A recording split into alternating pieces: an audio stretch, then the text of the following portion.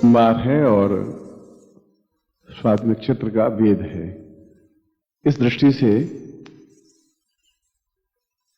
इस प्रयोग का महत्व और ज्यादा बढ़ जाता है। अप्सरा प्रयोग जीवन का सबसे कठिन प्रयोग होता है। कठिन इस दृष्टि से कि इस प्रकार के प्रयोग में भ्रांतियां बहुत हैं, इस प्रकार के प्रयोग में मंत्र बहुत हैं, इस प्रकार के प्रयोग में विधियां बहुत हैं और एक एक प्रयोग की 20-20 विधियां ऋषियों ने प्रचलित कर रखी हैं। आवश्यकता इस बात की है कि या तो कोई विधि अपने शिष्य को दे दे कि इस विधि से मंत्र जाप करो क्योंकि ऋषि ने ऐसी बात कही है, गर्ग ने ये कहा है, कणाद ने ये कहा है, पुलस्त्य ने ये कहा है, वशिष्ठ ने ये कहा है, विश्वामित्र ने कहा है। क्योंकि इस अप्सरा सिद्धि प्रयोग को लगभग सभी ऋषि ने, या जितने ऋषि थे उन ऋषियों ने सिद्धि प्राप्त की है, मंत्र दिया है और सबके मत अलग अलग हैं। और सभी मतों से या सभी मंत्रों से साधनाओं में सिद्धि प्राप्त की है। देखना इस बात का है कि वह तो आज से 20,000 साल या 15,000 साल पहले की घटनाएं हैं। आज के युग में क्या वे विधियां उपयोगी हैं, वे मंत्र प्राण युक्त हैं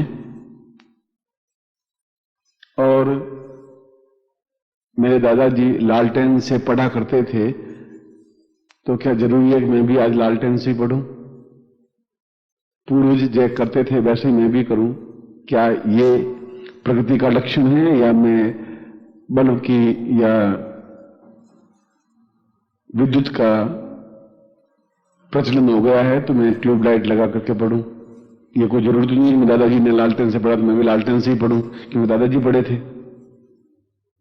उन ऋषियों ने उस युग में जो कुछ साधना की थी उस युग की मांग थी, उस युग में वो मंत्र सही थे। क्या वे मंत्र आज भी उतने ही प्रभाव युक्त हैं? क्या हम इतने ऋषि हैं? क्या हम इतने सच्चरित्र हैं? क्या हम इतनी लंबी उम्र है हमारी? क्या हम इतनी बड़ी साधना कर सकते हैं? ऐसा नहीं कर सकते, इसलिए नहीं कर सकते उनके सामने इतने काम, इतने प्रॉब्लम्स, इतने तनाव, इतनी उलझ झलूल जिंदगी नहीं थी जितनी हमारी है। हम साधनाएं करते हैं तो हम 2000 या 2 साल या 20 साल या 5 साल या 1 साल साधना नहीं कर सकते।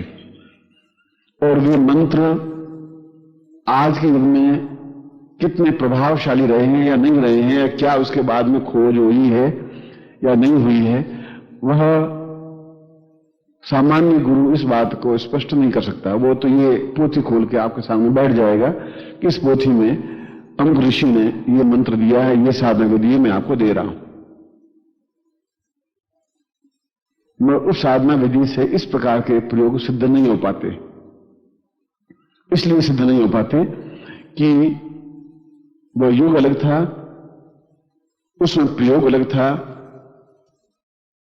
उसमें एटमॉस्फेयर अलग था, वातावरण अलग था। आज का वातावरण अलग है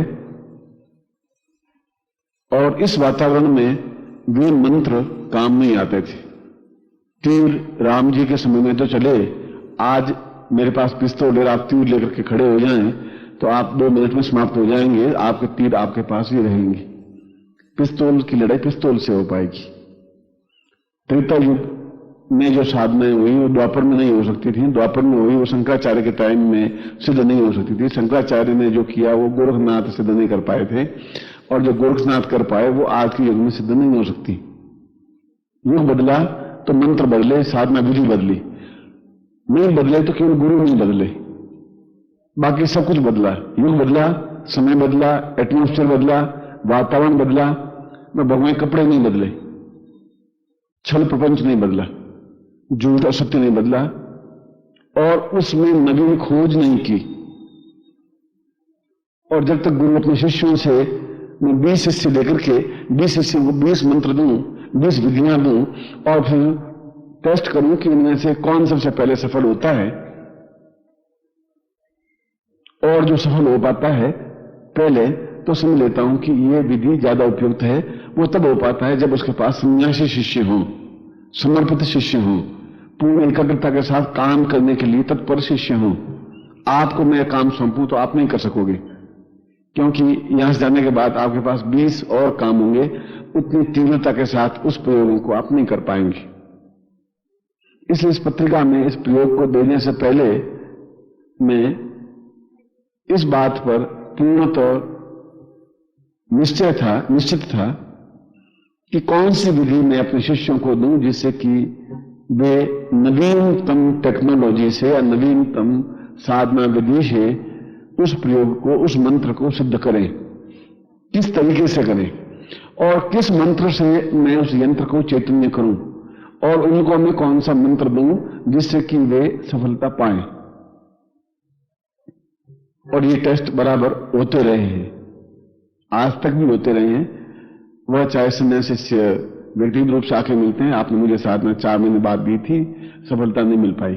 दूसरे से ने कहा कि मुझे सफलता मिली, आपने जो विधि दी थी। तीसरे ने कहा सफलता मिली, चौथे ने कहा सफलता मुझे 6 महीने में मिली, तीसरे ने कहा कि मुझे 1.5 महीने में मिली, किसी ने कहा 1 महीने में मिली। सबको अलग अलग विधियां दी थी एक साधना की, चाहे ये साधना है, चाहे दुर्गा साधना है, चाहे शिव साधना है, चाहे कोई भी साधना है, उसमें नवीन खोज या नवीन तथ्य बराबर ज्ञात होने ही चाहिए, तभी गुरु टिक सकता है, तभी गुरु अपने शिष्यों में लोकप्रिय हो सकता है, तभी धड़ल्ले के साथ उस मंत्र को दे सकता है।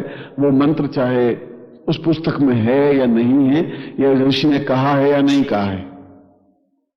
आज से 150 साल पहले अगर साइंस ने लाइट नहीं लगाई थी तो हम ये नहीं कह सकते कि विद्युत होती नहीं, इलेक्ट्रिसिटी कुछ नहीं होती, ये नहीं कह सकते, क्योंकि उसके बाद खोज हुई।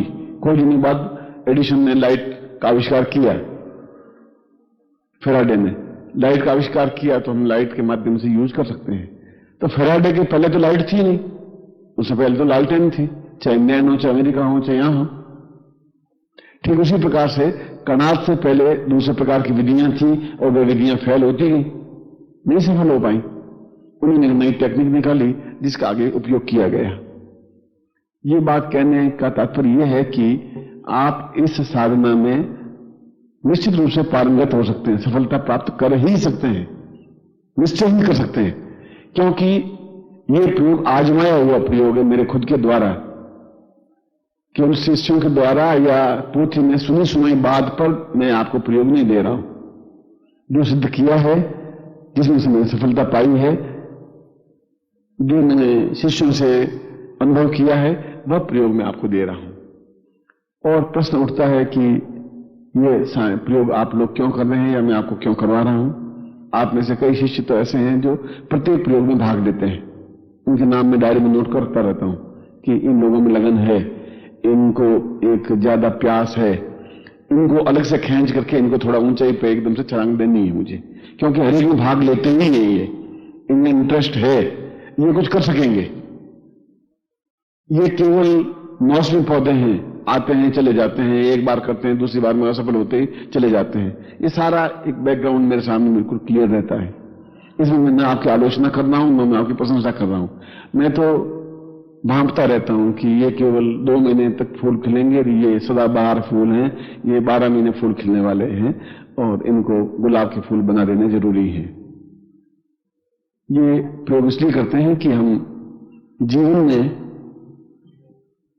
जो कुछ भी प्राप्त करना चाहें वो हम स्वयं प्राप्त कर लें, उसके लिए किसी योगी, यति, सन्यासी, साधु या गुरु की आवश्यकता ही नहीं रही।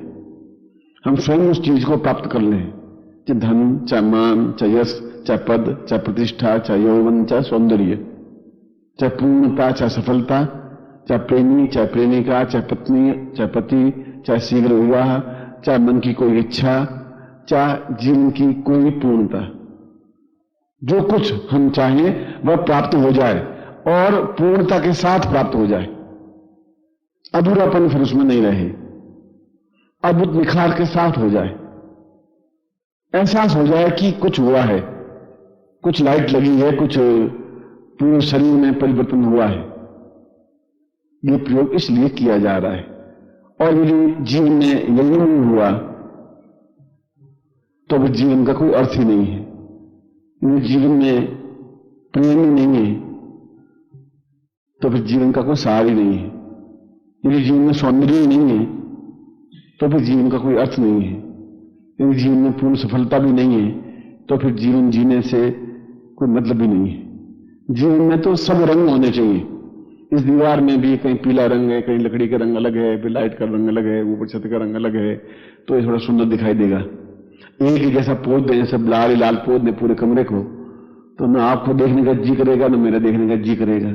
आपके जीवन में सब रंग होने चाहिए, मुस्कुराहट, हंसी, सफलता, धन, सौंदर्य, ऐश्वर्य, जो कहने वाली बात और जो नहीं कहने वाली बात, वो सब कुछ प्राप्त होना ही चाहिए जीवन में।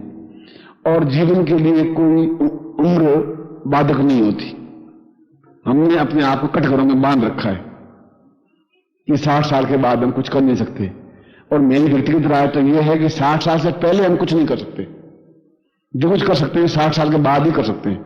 चाहे प्रेम करना हो, चाहे धन कमाना हो, चाहे यश कमाना हो, वो 60 साल के बाद ही किया जा सकता है। उससे पहले तो केवल छोटे मोटे काम ही कर सकते हैं। दुकानदारी शुरू की, शादी की, फिर बच्चा एक पैदा किया, फिर गालियां सुनी, फिर सास बहू के लड़ाई झगड़े हुए, फिर उनको सुना, फिर उसको मनाया, उसको समझाया, फिर बाप की सुनी, फिर बेटी की सुनी, उसमें पूरी जिंदगी 60 बीत गई।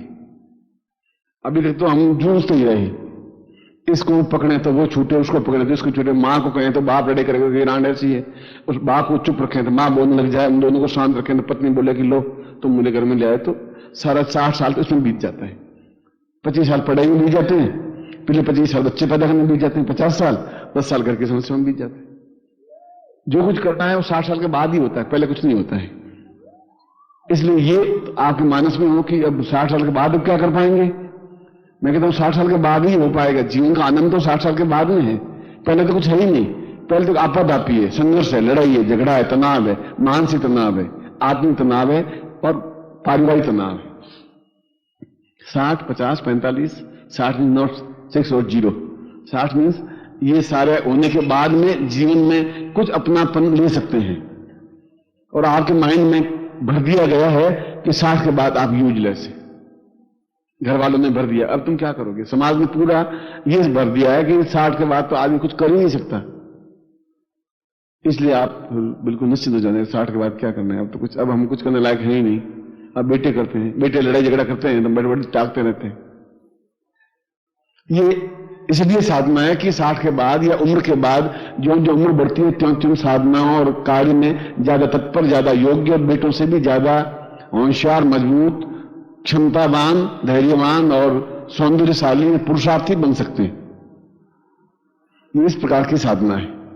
एक बल है, एक साहस है, एक ताकत है, एक तेजस्विता है, एक ऐश्वर्य है, एक भोगविलास है, एक पूर्णता, एक सफलता है। चाहे वो आध्यात्मिक क्षेत्र का हो, चाहे भौतिक क्षेत्र का हो, चाहे जीवन का हो, चाहे लोगों का हो, चाहे जीवन में दया, दान, जो कुछ भी विच यू लाइक, जो भी जीवन जिस प्रकार से जीना चाहें वैसा जीवन जीने के लिए इस प्रकार की साधना अत्यंत आवश्यक है। इसीलिए यह साधना यौवन काल में भी हो सकती है। अधिकतर ऋषियों ने तो उम्र के ढलान पर प्रारंभ की, जब सोचा अब तो कुछ रहा नहीं, तब इनसे वापस स्थिरता प्राप्त की और सब कुछ प्राप्त किया। यौवन, सौंदर्य, पौरुष, पराक्रम, साहस, ताकत, तेजस्विता और जीवन का वह सब कुछ जो हमारे जीवन की इच्छा है, यश, मान, पद, प्रतिष्ठा, ऐश्वर्य, भोग, विलास, सब कुछ। इसीलिए इस प्रकार की साधना जीवन का एक आवश्यक और अनिवार्य तत्व है, चाहे पुरुष हो, चाहे स्त्री हो, चाहे पत्नी हो, चाहे पति हो। इस प्रकार की साधना को तो, इस प्रकार के मंत्र को तो करना ही चाहिए। इसीलिए इस साधना को रखा गया है। और मैं बिल्कुल उस गोपनीय प्रयोग को संपन्न करवा रहा हूं जो इसके बाद में इसके बारे में कोई नवीन शोध नहीं हुई है। लेटेस्ट जो शोध हुई है, जो खोज हुई है, जिससे ज्यादा से ज्यादा आदमी, एक सांसारिक आदमी, एक गृहस्थ आदमी, तनावों से घिरा हुआ आदमी इसके माध्यम से किस प्रकार से जल्दी सफलता पा सके, उस प्रयोग को आपको संपन्न करवा रहा हूं।